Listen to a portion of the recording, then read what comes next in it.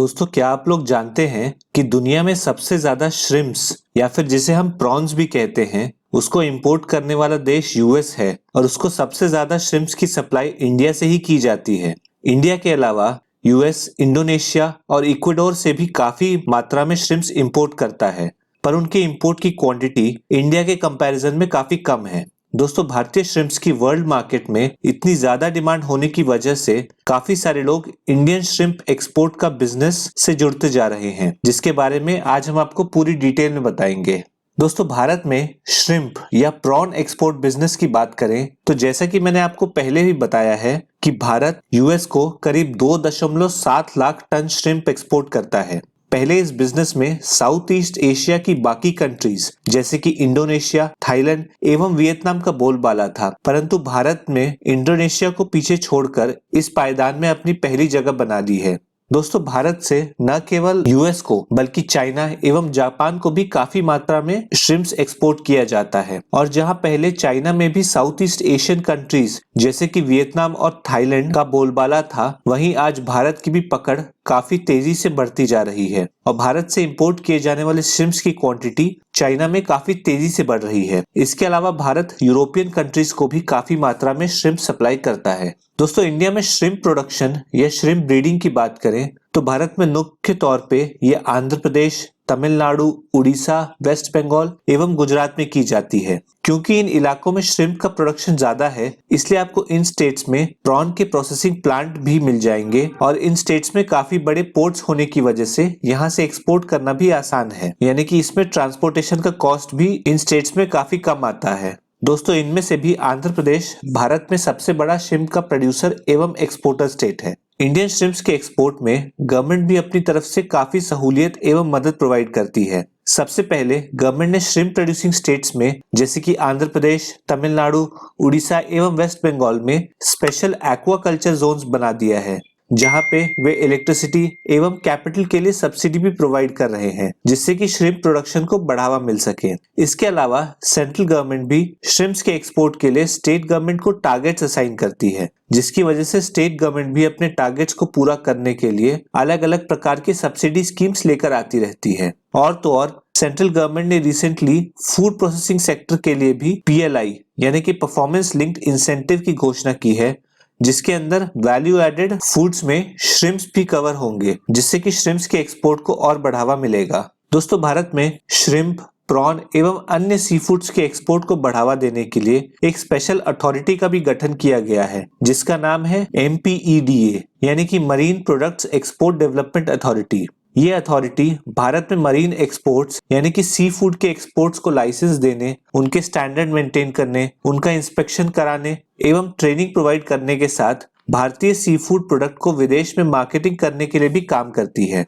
यदि आप भारत से सी फूड एक्सपोर्ट करना चाहते हैं तो आपको अपना रजिस्ट्रेशन MPEDA के साथ करवाना अनिवार्य है, तभी आप सी फूड को भारत से बाहर एक्सपोर्ट या फिर एक्सपोर्ट करने के लिए प्रोसेस या फिर भारत से बाहर ट्रांसपोर्ट कर पाएंगे। दोस्तों, अब अगर हम एक्सपोर्टर्स के टाइप या लाइसेंसेस की बात करें तो यहाँ पर मुख्य तौर पे आपको 4 प्रकार के एक्सपोर्टर्स मिल जाएंगे, जिनके तौर पे आप MPEDA के साथ रजिस्ट्रेशन करवा सकते हैं। सबसे पहला प्रकार है मैन्युफैक्चरर एक्सपोर्टर्स का। ये वो लोग होते हैं जो पकड़े गए श्रिम्प्स या अन्य सी फूड को अपने प्रोसेसिंग प्लांट में या फिर फिशिंग वेसल में प्रोसेस करने के बाद इसे एक्सपोर्ट करने का भी काम करते हैं। नेक्स्ट कैटेगरी होती है मर्चेंट एक्सपोर्टर्स की, जिनके पास खुद का प्रोसेसिंग यूनिट तो नहीं होता है, लेकिन ये दूसरों के प्रोसेसिंग यूनिट से लिए गए प्रोडक्ट को पैकेजिंग करके इसे एक्सपोर्ट करते हैं। इसमें तीसरी कैटेगरी है रूट थ्रू मर्चेंट एक्सपोर्टर्स की, जो कि बड़े एक्सपोर्टर्स, ट्रेडिंग हाउसेस या स्टार ट्रेडिंग हाउसेस होते हैं, जिनके पास DGFT यानी कि directorate general of foreign trade से लाइसेंस प्राप्त होता है।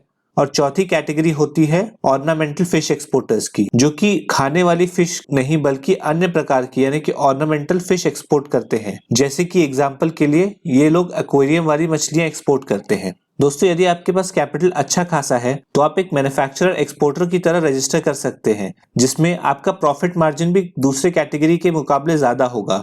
पर यदि आपके पास प्रोसेसिंग प्लांट सेटअप करने का अभी कैपिटल नहीं है तो आप केवल मर्चेंट एक्सपोर्टर की तरह रजिस्टर करके प्रोसेसिंग प्लांट से प्रोसेस्ड गुड लेके उनको एक्सपोर्ट करके प्रॉफिट कमा सकते हैं। दोस्तों इसके अलावा यदि आपको श्रिम्प्स के बिजनेस में तो इंटरेस्ट है, यानी कि उनके ब्रीडिंग, प्रोडक्शन या प्रोसेसिंग में इंटरेस्ट है, लेकिन आप उसके एक्सपोर्ट्स के झंझट में नहीं पड़ना चाहते हैं, जैसे कि आप एक्सपोर्ट के लिए फॉरेन कंट्री में इंपोर्टर्स सर्च करके फिर उनसे कॉन्टैक्ट बनाने की प्रक्रिया तक में नहीं जाना चाहते हैं, तो आप एक्सपोर्ट के अलावा भी इस इंडस्ट्री से इनडायरेक्टली भी जुड़ सकते हैं।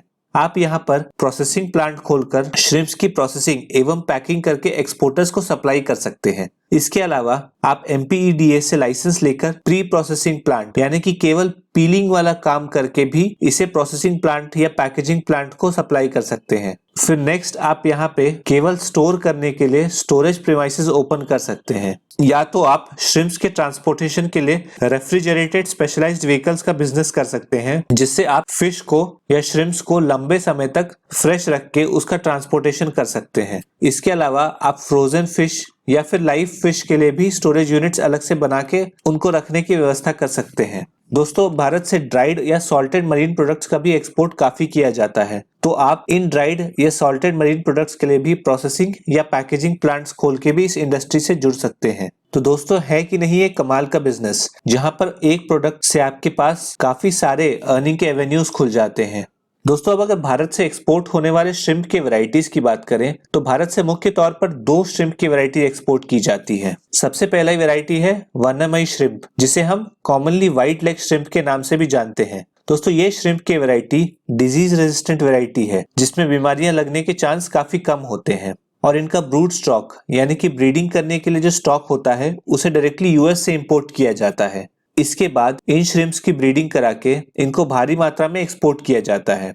दोस्तों इस प्रकार के श्रिम्प्स के एक्सपोर्ट का सबसे बड़ा मार्केट यूएस में ही है, जिसमें इस साल के 6 महीने में करीब 3.28 लाख टन का रिकॉर्ड एक्सपोर्ट ऑलरेडी हो चुका है, जो कि भारत में अब तक का सबसे ज्यादा क्वांटिटी है। अब इस व्हाइट लेग श्रिम्प के एक्सपोर्ट के पहले भारत में पहले केवल ब्लैक टाइगर श्रिम्प्स का ही बोलबाला था, जिसे विदेशों में एक्सपोर्ट किया जाता था, पर क्योंकि इस श्रिम्प को वाइल्ड में पकड़ा जाता है इसलिए इनमें कुछ डिजीज भी पाई जाने लगी, और इस कारण से इस श्रिम्प को एक्सपोर्ट करने के नियम काफी सख्त होने की वजह से धीरे धीरे इसका मार्केट कम होने लग गया, और अब इंडिया के सी फूड एक्सपोर्ट का केवल 10% ही इस श्रिम्प का है। पर हाल ही में SPF यानी कि specific pathogen free black tiger shrimp brood stock को इंडिया में इंपोर्ट करके फिर से ब्रीडिंग किया जा रहा है, जिसकी वजह से इसमें अब डिजीज होने की चांसेस काफी कम है। दोस्तों अगर वर्णमयी श्रिम्प से मुकाबला करें टाइगर श्रिम्प का, तो टाइगर श्रिम्प में ये बेनिफिट है कि इसकी ब्रीडिंग काफी कम जगह में काफी ज्यादा क्वांटिटी में की जा सकती है,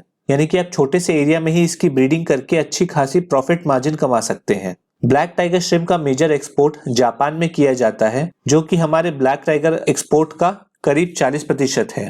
फिलहाल यूएस और चाइना का black tiger shrimp mostly Vietnam से आता है, पर इस डिजीज फ्री वैरायटी के आने के बाद यूएस और चाइना से भी भारत में इसकी डिमांड आने लग गई है, और उम्मीद की जा रही है कि अगले साल इसका प्रोडक्शन 25% तक बढ़ सकता है। दोस्तों इसके अलावा छोटे श्रिम्प्स का एक्सपोर्ट चाइना में भी काफी किया जाता है। दोस्तों अब अगर हम एक्सपोर्ट का प्रोसेस ब्रीफ में देख लें, तो यदि आप इंडिया से श्रिम्प को एक्सपोर्ट करना चाहते हैं तो सबसे पहले आपको MPEDA के साथ रजिस्टर करना होगा। इसके साथ ही आपको ये भी देखना होगा कि आप जो प्रोडक्ट एक्सपोर्ट करना चाह रहे हैं वो इंपोर्ट की जाने वाली कंट्री की गाइडलाइंस को फॉलो करता है या नहीं। फूड प्रोडक्ट को एक्सपोर्ट करने के लिए सेफ्टी एवं हाइजीन गाइडलाइंस काफी सख्त हैं, इसलिए आपको श्रिम्प के हैंडलिंग, ट्रांसपोर्टेशन एवं प्रोसेसिंग पे विशेष ध्यान देना होगा। क्योंकि भारत में ऑटोमेटिक प्रोसेसिंग प्लांट्स की कमी है और ज्यादातर काम लेबर इंटेंसिव ही है, इसीलिए आपको अपने लेबर के हाइजीन एवं हेल्थ का भी विशेष ध्यान रखना होगा। अब आपका प्रोसेस किया हुआ फूड इंपोर्टिंग कंट्री के गाइडलाइंस को अच्छी तरीके से फॉलो कर लेता है, तो आपको उस कंट्री में एक इंपोर्टर से कांटेक्ट करना होगा, जो कि आपका प्रोडक्ट इंपोर्ट करके उस मार्केट में सप्लाई करेगा। दोस्तों ये स्टेप कंप्लीट होने के बाद आपको अपने प्रोसेस्ड फूड को एक्सपोर्ट करने के लिए एक एक्सपोर्ट परमिट भी लेना होगा। इस परमिट को लेने के लिए आपको इंपोर्ट की हुई कंट्री के हिसाब से सभी हेल्थ एवं क्वालिटी सर्टिफिकेट्स प्रिपेयर करके सबमिट करने होंगे।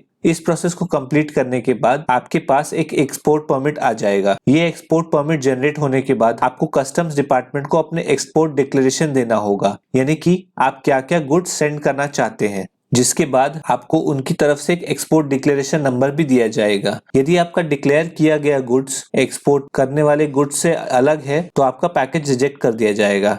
अंत में आपको अपने ट्रांसपोर्टर से गुड्स को उसके डेस्टिनेशन तक पहुंचाना है। दोस्तों इस प्रोसेस में आपको कहीं भी कोई समस्या आती है या फिर कुछ क्लियर नहीं होता है तो MPEDA आपकी इस स्टेज में मदद करेगा। दोस्तों अब यहाँ डॉक्यूमेंट्स की बात करें तो इसमें लगने वाले सभी डॉक्यूमेंट्स की लिस्ट आपको अभी अपने स्क्रीन पे दिख रही होगी, जैसे कि आपको एक एक्सपोर्टर कोड, फिर आपको DGFT के साथ रजिस्ट्रेशन, MPEDA सर्टिफिकेट लेना होगा एवं उनके साथ भी रजिस्ट्रेशन कराना होगा। उसके अलावा आपको अपने बिजनेस के इनकॉर्पोरेशन का सर्टिफिकेट, बिल ऑफ एक्सपोर्ट जैसे अन्य डॉक्यूमेंट्स भी चाहिए होंगे। आप चाहे तो इस वीडियो को पॉज करके अपनी जानकारी के लिए एक स्क्रीनशॉट लेके रख सकते हैं। दोस्तों भारत में श्रिम्प या अन्य सी फूड प्रोडक्ट्स का एक्सपोर्ट बिजनेस काफी प्रॉफिटेबल बिजनेस के रूप में उभर के सामने आ रहा है, जिसकी ग्लोबल मार्केट में काफी तेजी से डिमांड बढ़ रही है और भारत के सी फूड का एक्सपोर्ट भी दिन ब दिन बढ़ता ही जा रहा है। तो आप डायरेक्टली सी फूड एक्सपोर्ट कर सकते हैं या फिर इनके प्रोसेस प्रोडक्ट्स जैसे कि fish oil, fish extract, beauty products जैसे और अन्य चीजें भी एक्सपोर्ट करके काफी अच्छी खासी इनकम कर सकते हैं। तो दोस्तों ये थी पूरी जानकारी श्रिम्प एवं सी फूड एक्सपोर्ट बिजनेस के बारे में। यदि आपको हमारी ये वीडियो पसंद आई हो तो इसे लाइक कर दें और अपने दोस्तों के साथ शेयर करें। यदि आप इस प्रकार की जानकारी फ्यूचर में भी चाहते हैं तो हमारे चैनल को सब्सक्राइब कर दें और बेल नोटिफिकेशन आइकन को दबाएं। यदि आपका हमारे लिए कोई सवाल हो या आप हमें कोई सुझाव देना चाहते हो तो आप हमें इंस्टाग्राम पे DM कर सकते हैं या कमेंट बॉक्स के माध्यम से बता सकते हैं। धन्यवाद।